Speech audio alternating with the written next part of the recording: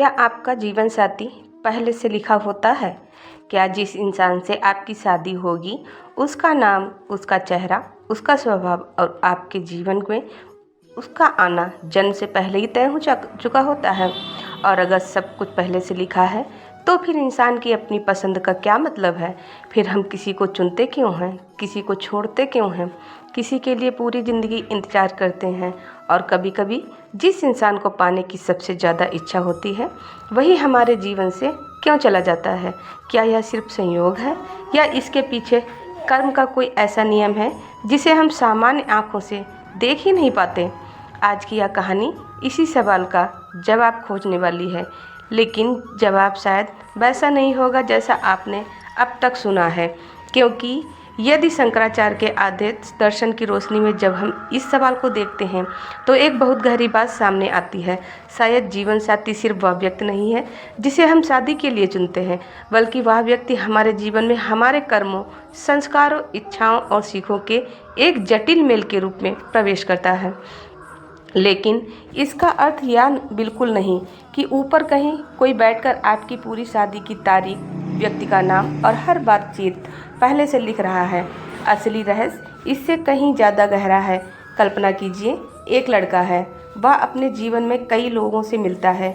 किसी से दोस्ती होती है, किसी से आकर्षण, किसी से गहरा लगाव, लेकिन रिश्ता आगे नहीं बढ़ता। फिर एक दिन अचानक उसकी मुलाकात एक ऐसे व्यक्ति से होती है जिसके साथ उसे लगता है कि यह इंसान जैसे पहले से जाना पहचाना है। बातचीत सहज है, विचार कहीं कहीं मिलते हैं और बिना किसी खास कारण के मन उस व्यक्ति की ओर खींचने लगता है। क्या यह सिर्फ आकर्षण है या कोई पुराना संस्कार? दूसरी तरफ एक लड़की है, उसके जीवन में सब कुछ ठीक चल रहा है, परिवार अच्छा है, करियर ठीक है, जीवन व्यवस्थित है, लेकिन बार बार उसके सामने ऐसे रिश्ते आते हैं जो कुछ समय बाद टूट जाते हैं। वह सोचती है कि मेरे साथ ही ऐसा क्यों होता है? क्या मेरी किस्मत खराब है? क्या मेरा जीवन साथी लिखा ही नहीं गया, या फिर कहानी कहीं और है? यहीं से कर्म का सवाल शुरू होता है। भारतीय दर्शन में कर्म का अर्थ सिर्फ यह नहीं कि आपने आज कोई अच्छा या बुरा काम किया और कल उसका फल मिल गया। कर्म का संसार इससे बहुत सूक्ष्म माना गया है। हमारे कर्म केवल बाहरी घटनाएं पैदा नहीं करते, वे हमारे भीतर संस्कार भी छोड़ते हैं। संस्कार यानी अनुभवों की वे छापें जो हमारे विचार, पसंद, डर, आकर्षण और निर्णयों को प्रभावित करती रहती है। हम अक्सर कहते हैं, मुझे पता नहीं क्यों लेकिन मुझे इस इंसान पर भरोसा नहीं हो रहा, या पता नहीं क्यों इस व्यक्ति से मिलते ही मुझे अपनापन महसूस हुआ। कभी कभी इसके पीछे वर्तमान अनुभव होता है, कभी हमारी मनोवैज्ञानिक प्रवृत्तियाँ, और भारतीय दर्शन की भाषा में कहें तो संस्कारों की भूमिका हो सकती है। लेकिन यहाँ एक बहुत जरूरी सावधानी है। हर आकर्षण को पिछले जन्म का संबंध मान लेना आध्यात्मिकता नहीं है। हर असफल प्रेम को पिछले जन्म का कर्म कहना भी शास्त्र का सिद्ध नियम नहीं है। और हर शादी को भगवान ने पहले से लिख रखा था क्या कह देना भी बहुत सरल निष्कर्ष है। शंकराचार्य के दर्शन को समझने के लिए हमें इससे भी आगे जाना होगा। अद्वैत वेदांत कहता है कि हमारी वास्तविक पहचान केवल यह शरीर, नाम, रिश्ते और भूमिकाएं नहीं है। हमारा मूल स्वरूप आत्मा है और आत्मा का संबंध ब्रह्मा से है। अब आप सोचिए, अगर हमारी वास्तविक पहचान शरीर और संबंधों से भी गहरी है तो मेरा जीवन साथी कौन है? यह सवाल किस स्तर पर पूछा जा रहा है? शरीर के स्तर पर, मन के स्तर पर, सामाजिक जीवन के स्तर पर, या आत्मा के स्तर पर? शरीर के स्तर पर निश्चित रूप से जीवन साथी का संबंध जन्म, परिवार, समाज और परिस्थितियों से जुड़ा है। मन के स्तर पर यह पसंद, आकर्षण, भावनाओं और अनुभवों से जुड़ा है। कर्म के स्तर पर यह हमारे पूर्व कर्मों और वर्तमान कर्मों के परिणामों से जुड़ा हो सकता है। लेकिन आत्मा के स्तर पर वहाँ न पति है, न पत्नी, न अमीर, न गरीब, न सफल, न असफल। वहाँ केवल चेतना का प्रश्न है। यह अद्वैत की गहराई है। इसलिए अगर कोई पूछे कि क्या मेरा जीवन साथी पहले से लिखा है, तो इसका सबसे ईमानदार उत्तर है भारतीय दर्शन में इसे केवल हाँ या ना में बंधना ठीक नहीं होगा। कुछ परिस्थितियां हमारे प्रबंध का हिस्सा हो सकती हैं, लेकिन उन परिस्थितियों के भीतर हमारा व्यवहार, हमारी प्रतिक्रिया, हमारे निर्णय और हमारे वर्तमान कर्म भी महत्वपूर्ण हैं। इसे ऐसे समझिए, मान लीजिए आपके जीवन में एक व्यक्ति का आना प्रबंध का हिस्सा है। इसका मतलब यह नहीं कि अब आपको उसके साथ हर पल में विवाह ही करना है। मुलाकात हो सकती है, संबंध बन सकता है, अनुभव मिल सकता है, लेकिन आगे क्या होगा इसमें आपके वर्तमान निर्णयों की भूमिका रहती है। यही कारण है कि एक ही परिस्थिति में दो लोग अलग अलग निर्णय लेते हैं और उनके जीवन की दिशा बदल जाती है। अगर सब कुछ परिस्थितियाँ हमारे नियंत्रण से बाहर होती हैं, लेकिन उन परिस्थितियों के प्रति हमारी चेतना और कर्म पूरी तरह अंतर्हीन होते हैं। अब यहाँ पर एक और बड़ा सवाल आता है, अगर जीवन साथी हमारे कर्मों से जुड़ा है तो क्या इसका मतलब यह है कि हमें जिस व्यक्ति से सबसे ज़्यादा दुख मिलता है वही हमारा कर्मिक पार्टनर है या नहीं? यह एक खतरनाक गलतफहमी हो सकती है। किसी रिश्ते में अत्याचार, अपमान, हिंसा या लगातार मानसिक पीड़ा को सिर्फ पिछले जन्म का कर्म कहकर सहते रहना धर्म नहीं है। धर्म विवेक सिखाता है। यदि कोई संबंध आपको तोड़ रहा है, आपकी गरिमा छीन रहा है, आपको भय में रख रहा है, तो उससे बाहर निकलने का निर्णय भी पुरुषार्थ हो सकता है। कर्म का अर्थ गुलामी नहीं। कर्म का अर्थ यह नहीं कि जो भी आपके जीवन में आ गया उसे हर हाल में सहना ही पड़ेगा, बल्कि कभी कभी जीवन का सबसे बड़ा कर्म यही होता है कि आप गलत चीज़ को पहचानें और उससे बाहर निकलें। अब वापस आते हैं उस सवाल पर जो हर व्यक्ति के मन में कभी ना कभी आता है, मेरी शादी किससे होगी? लोग ज्योतिष में कुंडली देखते हैं, जन्मतिथि देखते हैं, ग्रह देखते हैं, गुण मिलाते हैं और फिर कहते हैं कि यह रिश्ता बनेगा या नहीं बनेगा। लेकिन आध्यात्मिक दृष्टि से ये एक और सवाल पूछा जाना चाहिए, मैं किस प्रकार का जीवन साथी बन रहा हूँ? क्योंकि हमें अक्सर जीवन साथी पाने की चिंता करते हैं, लेकिन जीवन साथी बनने की तैयारी नहीं करते। हम चाहते हैं कि सामने वाला समझदार हो, लेकिन खुद सुनना नहीं चाहते। हम चाहते हैं कि सामने वाला वफादार हो, लेकिन अपने भीतर की अस्थिरता को नहीं देखते। हम चाहते हैं कि सामने वाला हमें सम्मान दे, लेकिन हम उसके विचारों का सम्मान नहीं करते। हम चाहते हैं कि रिश्ता पवित्र हो, लेकिन रिश्ते में प्रवेश करने से पहले अपने मन की इच्छाओं और भय को समझते ही नहीं। यही शंकराचार्य का दर्शन हमारे लिए बहुत उपयोगी हो जाता है। अद्वैत हमें सबसे पहले अपने मन को देखने की शिक्षा देता है। मन क्या चाहता है? मन किससे आकर्षित होता है? मन किससे डरता है? मन किस चीज़ को प्रेम समझ रहा है और किस चीज़ को केवल अपनी अधूरी इच्छा समझ रहा है? यह अंतर समझना बहुत ज़रूरी है, क्योंकि कई बार हम व्यक्ति से प्रेम नहीं करते, हम उस व्यक्ति के माध्यम से अपनी किसी अधूरी इच्छा को पूरा करना चाहते हैं। कोई व्यक्ति हमें महत्व देता है तो हमें लगता है कि यही सही सच्ची प्रेम है, और कोई हमें छोड़ देता है तो हमारा अहंकार चोटिल हो जाता है और हम समझते हैं कि हम उसे खो बैठे। लेकिन क्या हमने वास्तव में उस व्यक्ति को प्रेम किया था, या हमने उसके माध्यम से अपने मैं को संतुष्ट करने की कोशिश की थी? यह सवाल कठोर है लेकिन बहुत ज़रूरी है। शंकराचार्य की परंपरा में आत्मज्ञान का रास्ता विवेक से होकर जाता है। विवेक यानी नित्य और अनित्य का अंतर समझना, जो बदलता रहता है और जो स्थायी है उनमें अंतर समझना। अब रिश्तों में इसका अर्थ क्या हुआ? शरीर बदलता है, उम्र बदलती है, भावनाएं बदलती हैं, परिस्थितियां बदलती हैं, आकर्षण बदल सकता है, पसंद बदल सकती है, लेकिन हम अक्सर उन्हीं बदलने वाली चीज़ों को स्थायी मान लेते हैं। फिर जब वे बदलती हैं तो हमें लगता है कि हमारा संसार टूट गया। इसका मतलब यह नहीं कि प्रेम झूठा है, इसका अर्थ यह है कि प्रेम को पकड़कर रखने और प्रेम को समझने में अंतर है। किसी व्यक्ति से प्रेम करना और उस व्यक्ति को अपनी संपत्ति मान लेना दो अलग चीज़ें हैं। विवाह में यही अंतर बहुत महत्वपूर्ण हो जाता है। यदि मैं कहूँ तुम मेरे हो इसलिए तुम मेरी इच्छा के अनुसार चलना होगा, तो वहाँ प्रेम धीरे धीरे अधिकार में बदल सकता है। लेकिन अगर मैं कहूँ हम एक दूसरे के जीवन में आए हैं, हम एक दूसरे के विकास में सहयोग करेंगे, तो संबंध की गुणवत्ता बदल जाती है।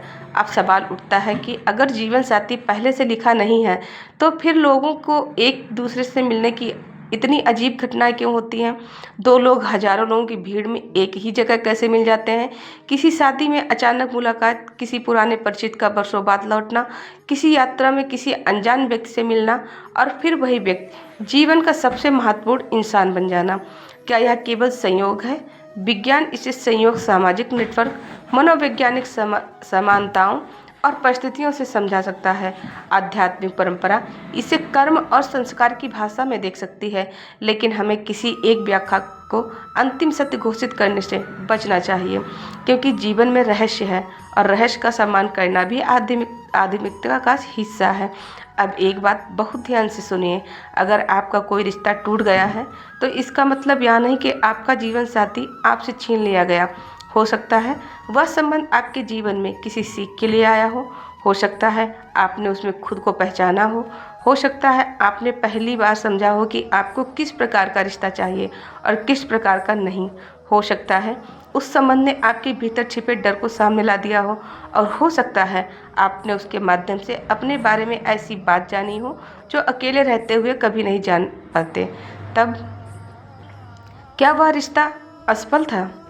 शायद सामाजिक अर्थ में वह टिक नहीं पाया, लेकिन जीवन की दृष्टि से वह अनुभव व्यर्थ नहीं था। यही कर्म की गहराई है। हर घटना का फल केवल बाहरी परिणाम नहीं होता। कुछ घटनाएं हमें भीतर से बदलती हैं और कभी कभी जीवन का सबसे बड़ा वरदान वह नहीं होता जो हमें मिल जाता है, बल्कि वह होता है जो हमें नहीं मिलता और जिसके ना मिलने के कारण हम अपने भीतर झांकना शुरू करते हैं। इसलिए अगर किसी ने आपको छोड़ दिया है तो तुरंत यह मत मानिए कि आप अभागे हैं, और अगर कोई आपकी ज़िंदगी में आ गया है तो तुरंत यह मत मानिए कि यही वह व्यक्ति है जिसे ब्रह्मांड ने आपके लिए भेजा है। दोनों ही जगह विवेक की ज़रूरत है। अब एक और रहस्य समझिए। हम अक्सर जीवन साथी के बारे में पूछते हैं वह कब आएगा, लेकिन शायद ज़्यादा महत्वपूर्ण सवाल है जब वह आएगा तब मैं कौन होऊंगा। अगर मैं भीतर से असुरक्षित हूँ तो सामने वाला कितना भी अच्छा क्यों ना हो, मुझे हमेशा डर रहेगा कि वह मुझे छोड़ देगा। अगर मेरे भीतर भरोसा नहीं है तो मैं सामने वाले की छोटी सी बात को भी शक की नज़र से देख सकता हूँ। अगर मेरे भीतर क्रोध भरा है तो शांत व्यक्ति के साथ भी मेरा संबंध तनावपूर्ण हो सकता है। अगर मैं खुद को नहीं समझता तो दूसरे व्यक्ति से वह उम्मीद करना कि वह मुझे पूरी तरह समझ ले शायद अवास्तविक है। इसलिए कई बार जीवन साथी बदलने से ज़्यादा जरूरी है अपनी चेतना को बदलना। यही कारण है कि आध्यात्मिकता सिर्फ पूजा करने का नाम नहीं है। आध्यात्मिकता का मतलब अपने मन को देखना भी है, अपने अहंकार को देखना भी है, अपनी इच्छाओं को देखना भी है। यह देखना कि हम प्रेम कर रहे हैं या डर से किसी को पकड़ रहे हैं, या देखना कि हम संबंध निभा रहे हैं या अकेलेपन से भाग रहे हैं। अब कल्पना कीजिए कि दो लोग विवाह करते हैं, दोनों एक दूसरे से प्रेम करते हैं, लेकिन दोनों के भीतर पुराने संस्कार हैं। एक व्यक्ति को बचपन से यह डर रहा है कि लोग उसे छोड़ देंगे, दूसरा व्यक्ति भावनाएं व्यक्त नहीं कर पाता। शादी के बाद पहला व्यक्ति बार बार आश्वासन मांगता है और दूसरा व्यक्ति बार बार दूरी बनाता है। दोनों सोचते हैं कि सामने वाला समस्या है, लेकिन वास्तव में दोनों अपने अपने संस्कारों से लड़ रहे हैं। अगर वे इसे समझ लें तो वही रिश्ता उनके लिए आत्म विकास का माध्यम बन सकता है। अगर वे ना समझे तो वही रिश्ता संघर्ष बन सकता है। इसलिए कर्म का रिश्ता केवल रहस्यमय कहानी नहीं है, इसे मनोवैज्ञानिक और आध्यात्मिक दोनों स्तरों पर समझा जा सकता है। हमारे पुराने अनुभव हमारे व्यवहार को प्रभावित करते हैं, हमारे व्यवहार रिश्तों को प्रभावित करते हैं, रिश्ते हमारे नए अनुभव बनाते हैं और नए अनुभव फिर हमारे संस्कारों को मजबूत या बदल सकते हैं। यही चक्र चलता रहता है। अब यहाँ शंकराचार्य के आदेश की सबसे गहरी दिशा आती है। अगर मैं अपने आप को केवल पति पत्नी बेटा बेटी प्रेमी प्रेमिका सफल व्यक्ति या असफल व्यक्ति मानता हूँ तो मेरी पहचान लगातार वही परिस्थितियों पर निर्भर रहेगी। लेकिन यदि मैं यह समझना शुरू करता हूँ कि इन सभी भूमिकाओं के पीछे एक साक्षी चेतना है तो मेरे रिश्तों को देखने का तरीका बदल सकता है। मैं अपने संबंधों से भागता नहीं, लेकिन उनसे अपनी पूरी पहचान भी नहीं बनाता। मैं प्रेम करता हूँ, लेकिन अपने अस्तित्व को दूसरे व्यक्ति के हाथ में पूरी तरह नहीं सौंपता। मैं जिम्मेदारी निभाता हूँ, लेकिन समझता हूँ कि सामने वाला भी स्वतंत्र चेतना का एक अनुभव है। यह दृष्टि रिश्तों में एक अलग तरह की परिपक्वता ला सकती है।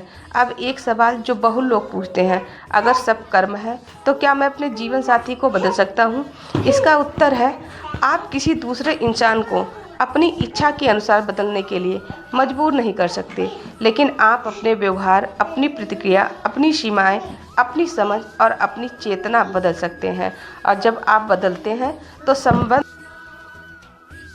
की पूरी गतिशीलता बदल सकती है। कभी सामने वाला भी बदलता है, कभी नहीं, लेकिन आपकी स्वतंत्रता वहीं से शुरू होती है जहां आप दूसरे को नियंत्रित करने की कोशिश छोड़कर खुद को देखना शुरू करते हैं। यही पुरुषार्थ है। अब सोचिए, अगर आपका विवाह होने वाला है तो सबसे बड़ी तैयारी क्या होनी चाहिए? केवल कपड़े, समारोह और निमंत्रण नहीं, सबसे बड़ी तैयारी मन की होनी चाहिए। अपने आप से पूछिए, क्या मैं इस व्यक्ति को उसके वास्तविक रूप में स्वीकार करने की क्षमता रखता हूँ? क्या मैं उसकी स्वतंत्रता का सम्मान कर सकता हूँ? क्या मैं मैं कठिन समय में संवाद कर सकता हूँ? क्या मैं अपनी गलती स्वीकार कर सकता हूँ? क्या मैं आर्थिक, पारिवारिक और भावनात्मक जिम्मेदारियों को समझता हूँ? क्या मैं केवल शादी करना चाहता हूँ या वास्तव में किसी के साथ जीवन साझा करने के लिए तैयार हूँ? क्योंकि विवाह केवल दो लोगों का मिलना नहीं है, यह दो जीवन शैलियों और दो परिवारों, दो संस्कारों और दो मानसिक दुनियाओं का मिलना भी है। इसलिए जीवन साथी लिखा हुआ है या नहीं, इस सवाल से पहले हमें यह पूछना चाहिए कि क्या हमने खुद को पढ़ा है? क्या हम अपने मन को जानते हैं? क्या हम जानते हैं कि हमें वास्तव में क्या करना चाहिए, या हम समाज, परिवार, उम्र, तुलना और अकेलेपन के दबाव में निर्णय ले रहे हैं? बहुत बार व्यक्ति शादी इसलिए करना चाहता है क्योंकि उसके आसपास सबकी शादी हो रही है। किसी को इसलिए शादी करनी है क्योंकि परिवार कह रहा है, किसी को इसलिए कि अकेलापन परेशान कर रहा है, किसी को इसलिए कि उम्र निकल रही है। लेकिन आध्यात्मिक दृष्टि से निर्णय का आधार भय नहीं, विवेक होना चाहिए, क्योंकि भय से किया गया निर्णय बाद में पछतावे का कारण बन सकता है। अब उस व्यक्ति के बारे में सोचिए जो कई रिश्तों के बाद भी अपने जीवन साथी को नहीं खोज पाया। समाज उससे कहता है तुम्हारी किस्मत खराब है, लेकिन क्या सच में? शायद नहीं। किसी व्यक्ति की वैवाहिक स्थिति उसके पूरे जीवन का मूल्य तय नहीं करती। किसी की शादी जल्दी हो गई तो वह आध्यात्मिक रूप से सफल नहीं हो गया, किसी की शादी देर से हुई तो वह असफल नहीं हो गया, और किसी ने विवाह नहीं किया तो उसका जीवन अधूरा नहीं हो गया। अद्वैत की दृष्टि से आत्मा किसी वैवाहिक स्थिति से पूर्ण या अपूर्ण नहीं होती। पूर्णता बाहर के संबंध से नहीं आती। संबंध जीवन को समृद्ध कर सकते हैं, लेकिन वे आत्मा को पूर्ण नहीं बनाते, क्योंकि आत्मा का स्वरूप ही पूर्ण माना गया है। यह बात सुनने में बहुत साधारण लगती है, लेकिन अगर कोई इसे वास्तव में समझ ले तो रिश्तों में उसकी बेचैनी बहुत कम हो सकती है। तब वह प्रेम करेगा लेकिन भीख नहीं मांगेगा। वह साथ चाहेगा लेकिन अपने अस्तित्व को मिटाएगा नहीं। वह विवाह करेगा लेकिन विवाह को अपनी पूरी पहचान नहीं बनाएगा। वह किसी को खोएगा तो दुख होगा, लेकिन खुद को पूरी तरह खो नहीं देगा। यही आंतरिक स्वतंत्रता है। अब एक और गहरा प्रश्न, क्या दो आत्माएं पहले से एक दूसरे के लिए बनी होती हैं? लोकप्रिय आध्यात्मिक वीडियो अक्सर कहते हैं कि आपका सेलमेट पहले से तय है। यह विचार सुनने में सुंदर है, लेकिन वेदांत को केवल रोमांटिक कहानी में बदल देना सही नहीं होगा। अद्वैत में अंतिम सत्य दो अलग अलग आत्माओं का हमेशा के लिए बंधन नहीं है। आत्मा की वास्तविकता अद्वैत है, इसलिए मेरी आत्मा और उसकी आत्मा हमेशा एक दूसरे के लिए बनी थी। जैसी बात को सीधे शंकराचार्य की शिक्षा कहना ठीक नहीं होगा। हाँ, कर्म और संस्कारों के कारण लोगों के बीच गहरे संबंधों की संभावना हर भारतीय परंपराएं विचार करती हैं, लेकिन इसे किसी व्यक्ति विशेष के लिए निश्चित भविष्यवाणी की तरह पेश करना अलग बात है। और यही फर्क एक गंभीर आध्यात्मिक चर्चा और केवल वायरल कहानी के बीच होता है। अब सुनिए वह बात जो शायद आपको सबसे ज़्यादा चौंकाएगी। हो सकता है आपका जीवन साथी आपके जीवन का सबसे बड़ा सुख बने, लेकिन वह भी संभव है कि वही संबंध आपके भीतर छिपी कमजोरी को सबसे ज़्यादा सामने लाए, क्योंकि जिस व्यक्ति के सामने हम सबसे ज़्यादा खुलते हैं उसी के सामने हमारे भीतर छिपे भय, अहंकार और असुरक्षा भी बाहर आ सकती है। इसलिए अच्छा संबंध केवल वह नहीं जिसमें कभी झगड़ा ना हो। अच्छा संबंध वह भी हो सकता है जिसमें दोनों लोग झगड़े के बाद अपने भीतर देखने की क्षमता रखें, दोनों अपनी गलती स्वीकार करें, दोनों सीखें, दोनों बदलें, दोनों एक दूसरे को व्यक्ति माने, वस्तु नहीं। यही प्रेम को परिपक्व बनाता है। अब कर्म की बात फिर से समझिए। यदि किसी व्यक्ति के जीवन में कोई कठिन संबंध आता है तो हम तुरंत कहते हैं यह पिछले जन्म का कर्म है, लेकिन हमें सावधान रहना चाहिए।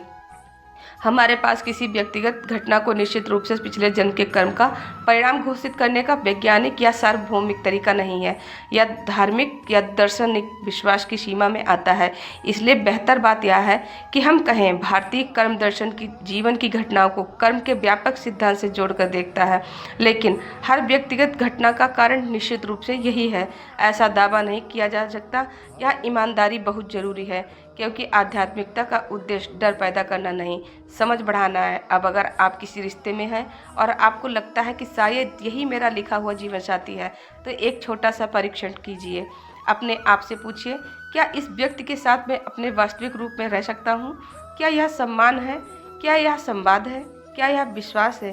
क्या कठिन परिस्थितियाँ हम एक दूसरे का साथ देते हैं? क्या हम एक दूसरे की सीमाओं को समझते हैं? क्या हमारा संबंध केवल आकर्षण पर आधारित है या उसमें जिम्मेदारी भी है? क्या हम एक दूसरे को बेहतर इंसान बनने में मदद करते हैं? अगर इन सवालों के जवाब मजबूत हैं तो संबंध में वास्तविक आधार हो सकता है। लेकिन अगर केवल यह कारण है कि ज्योतिष ने कहा है कि यही तुम्हारा जीवन साथी है, तो इतना पर्याप्त नहीं है। शास्त्रों का उद्देश्य विवेक को खत्म करना नहीं है। अब अगर आपका रिश्ता टूट चुका है तो इस बात को भी ध्यान से सुनिए। किसी व्यक्ति के चले जाने का अर्थ यह नहीं कि आपकी कहानी खत्म हो गई। कभी कभी हम किसी व्यक्ति को अपना भाग्य समझ लेते हैं, फिर जब वह चला जाता है हमें लगता है कि हमारा भाग्य भी चला गया। लेकिन व्यक्ति आपका भाग्य नहीं है, आपका जीवन उससे कहीं बड़ा है। आपके अस्तित्व किसी एक रिश्ते से शुरू नहीं हुआ और किसी एक रिश्ते के खत्म होने पर समाप्त नहीं होता। हाँ, दुख होगा, याद आएगी, खालीपन लगेगा, लेकिन उसी खालीपन में कभी कभी मन पहली बार अपने वास्तविक प्रश्न पूछता है, मैं कौन हूँ, मैं क्या चाहता हूँ, मैं क्यों इतना डरता हूँ, मैं किस चीज़ को प्रेम समझ रहा था, मैं किस चीज़ को खोने से डर रहा था। और यही प्रश्न धीरे धीरे आत्मचिंतन का रास्ता खोल सकते हैं। आप सोचिए, अगर आपका जीवन साथी वास्तव में पहले से लिखा भी हो तो क्या आप उसे पहचानने के लिए तैयार हैं? क्योंकि लिखा हुआ व्यक्ति सामने आ भी जाए, लेकिन अगर आपका मन भ्रम से भरा है तो आप उसे पहचान नहीं पाएंगे। कभी सही व्यक्ति को गलत समय पर छोड़ दिया जाता है, कभी गलत व्यक्ति को सही समझ लिया जाता है, कभी हम अच्छे व्यक्ति को इसलिए अस्वीकार कर देते हैं क्योंकि वह हमारे पुराने आकर्षण के पैटर्न में फिट नहीं बैठता, और कभी हम टॉक्सिक संबंध को इसलिए पकड़ कर रखते हैं क्योंकि हमें लगता है कि यही मेरा कर्म है। इसलिए जीवन साथी से ज़्यादा महत्वपूर्ण है विवेक, और विवेक तभी आता है जब मन थोड़ा शांत हो, जब हम अपनी इच्छाओं को देख सकें, जब हम अकेले रहने से डरे नहीं, जब हम समाज की आवाज़ और अपने भीतर की आवाज़ में अंतर कर सकें। यही आध्यात्मिक परिपक्वता है। अब अगर इस पूरी बात को एक वाक्य में समझना हो तो क्या कह सकते हैं? संभव है कि जीवन में मिलने वाले कुछ संबंध हमारे कर्म और परिस्थितियों से गहराई से जुड़े हों, लेकिन संबंध का भविष्य केवल किसी अदृश्य लिखावट से तय नहीं होता। हमारे वर्तमान कर्म, निर्णय, विवेक और व्यवहार भी महत्वपूर्ण है, और अद्वैत की अंतिम दृष्टि है इससे भी आगे ले जाती है। जो स्वयं को केवल रिश्तों में खोजता है वह हमेशा किसी न किसी संबंध से डरता रहेगा। जो अपने भीतर की चेतना को पहचानना शुरू करता है वह संबंधों को प्रेम से भी जीत सकता है, भय से नहीं। इसलिए अगली बार जब आपके मन में यह सवाल आए कि मेरा जीवन साथी पहले से लिखा है क्या, तो तुरंत ज्योतिष भाग्य या किसी वीडियो का जवाब मत खोजिए। पहले अपने भीतर देखिए, पूछिए, मैं किस तरह के व्यक्ति को अपने जीवन में आने देना चाहता हूँ, और उससे भी बड़ा सवाल, मैं खुद किस तरह का जीवन साथी बनना चाहता हूँ। क्योंकि शायद जीवन का रहस्य यह नहीं कि आपके लिए कौन लिखा है, शायद रहस्य यह है कि आप अपने कर्मों, अपनी चेतना से खुद को किस योग्य बना रहे हो सकता है आपकी मुलाकात किसी ऐसे व्यक्ति से हो जो आपके जीवन की दिशा बदल दे। हो सकता है वह व्यक्ति आपके जीवन में कुछ वर्षों के लिए आए, हो सकता है पूरी जिंदगी साथ रहे, हो सकता है वह रिश्ता विवाह तक पहुँचे, हो सकता है ना पहुँचे, लेकिन हर अनुभव आपको अपने बारे में कुछ सिखा जा सकता है। और अगर आप उस सीख को पकड़ लेते हैं तो कोई भी अनुभव पूरी तरह व्यर्थ नहीं जाता। याद रखिए, कर्म का अर्थ डरना नहीं है, कर्म का अर्थ जागना है। प्रबंध का अर्थ हाथ पर हाथ रखकर बैठ जाना नहीं है। पुरुषार्थ का अर्थ है जो आपके सामने है उसके प्रति सही कर्म करना। प्रेम का अर्थ किसी को जकड़ना नहीं है, प्रेम का अर्थ है साथ रहते हुए दूसरे के अस्तित्व का सम्मान करना। विवाह का अर्थ केवल दो लोगों का सामाजिक समझौता नहीं है, यह दो मनुष्यों के लिए एक दूसरे के भीतर छिपे संस्कार को समझने की यात्रा भी हो सकती है। और आत्मज्ञान का अर्थ रिश्तों से भाग जाना नहीं है। आत्मज्ञान का अर्थ यह समझना है कि रिश्ते महत्वपूर्ण हो सकते हैं, लेकिन आपकी अंतिम पहचान उनसे भी गहरी है। इसलिए अगर आज आप अकेले हैं तो अपने आप को अधूरा मत समझिए। अगर आपकी शादी हो चुकी है तो अपने जीवन साथी को केवल मेरी किस्मत कहकर जिम्मेदारी से मुक्त मत हो जाइए। अगर आपका रिश्ता टूट गया है तो खुद को अभागा मत मानिए। और अगर कोई व्यक्ति आपकी ज़िंदगी में नया आया है तो उसे तुरंत मेरा सेलमेट घोषित कर देना मत कर दीजिए। थोड़ा समय दीजिए, व्यक्ति को उसके व्यवहार से पहचानिए, उसके शब्दों से ज़्यादा उसके कर्म देखिए, और अपने मन की बेचैनी को भी सुनिए। क्योंकि कभी कभी हमारा मन किसी व्यक्ति को इसलिए चाहता है क्योंकि वह हमारे अहंकार को संतुष्ट करता है, और कभी कभी हमारा विवेक किसी व्यक्ति से दूरी बनाने को कहता है क्योंकि भीतर कुछ सही नहीं लग रहा होता। विवेक और इच्छा में फ़र्क करना सीखिए, यही असली परीक्षा है, और शायद यही इस पूरी कहानी का सबसे बड़ा रहस्य है। जीवन साथी पहले से लिखा है या नहीं, इसका अंतिम उत्तर शायद कोई इंसान निश्चित रूप से नहीं दे सकता, लेकिन इतना हमारे हाथ में है कि जब जीवन हमें किसी व्यक्ति से मिलाए तब हम अंधे आकर्षण से नहीं, जागरूकता से निर्णय लें। जब संबंध मिले तो उसे केवल अधिकार से नहीं, सम्मान से निभाएं।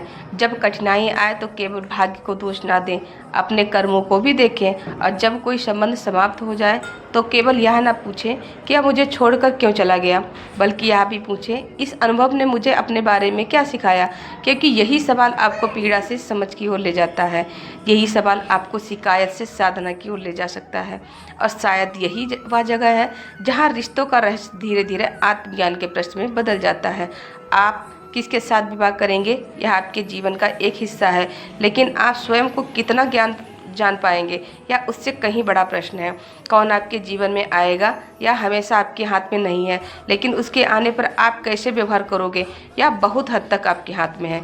कौन आपको छोड़ेगा या हमेशा आपके नियंत्रण में नहीं है, लेकिन उसके जाने के बाद आप टूटकर बिखरेंगे या उस अनुभव से सीखकर और मजबूत बनेंगे, इसमें आपके पुरुषार्थ की भूमिका है।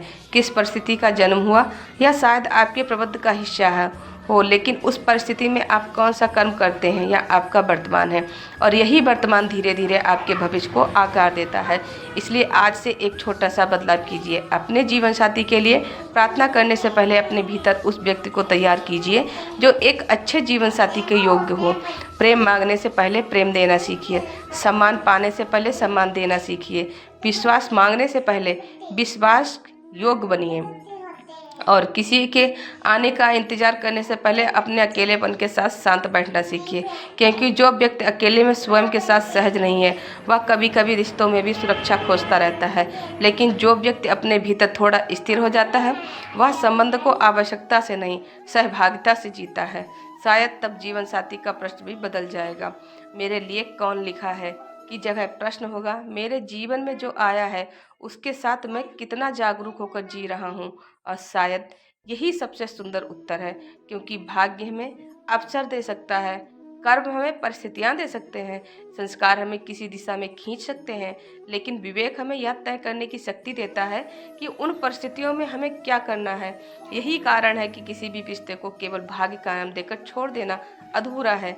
रिश्ता दो मनुष्यों की जिम्मेदारी भी है, और अगर हम शंकराचार्य की अद्वैत दृष्टि को सच में समझना चाहते हैं तो हमें यह देखना होगा कि अतः हमारी शांति किसी एक व्यक्ति पर निर्भर नहीं हो सकती। व्यक्ति हमारे जीवन का सुंदर हिस्सा हो सकता है, लेकिन हमारी अंतिम शांति का स्रोत हमारे भीतर है। यही बात समझ में आ जाए तो प्रेम डर नहीं बनता, विवाह बोझ नहीं बनता, अकेलापन अभिशाप नहीं बनता, और बिछड़ना जीवन का अंत नहीं बनता।